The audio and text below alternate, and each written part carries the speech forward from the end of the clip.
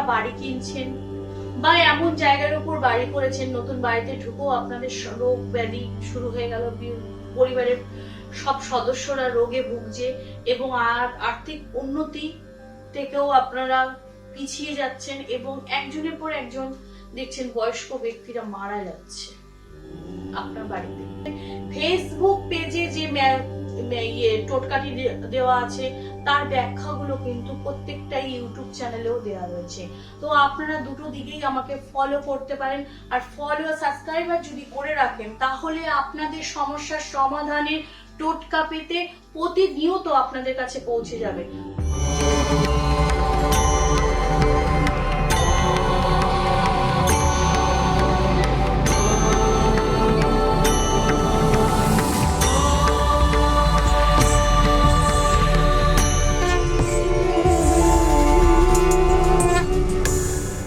নমস্কার, আমি চন্ডিমাদি বলছি। আশা করি আপনারা ভালো আছেন, সুস্থ আছেন, সচ্ছলভাবে জীবনযাপন করছেন। আজকে আমি এমন একটি টোটকা বলবো, সেই টোটকাটা হচ্ছে বাস্তু দোষ।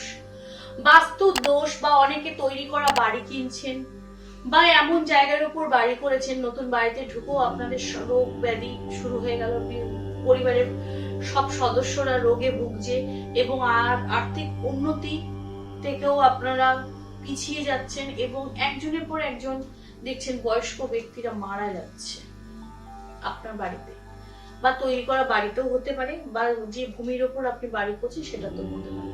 এরকম যদি আপনাদের হয়ে থাকে তাহলে এমন কাজ করুন যে কর্পূর কিনে সকাল সন্ধ্যে রাত আপনি 3 বেলা কর্পূরের আর ধূপ ধরিয়ে আহুতি দিন।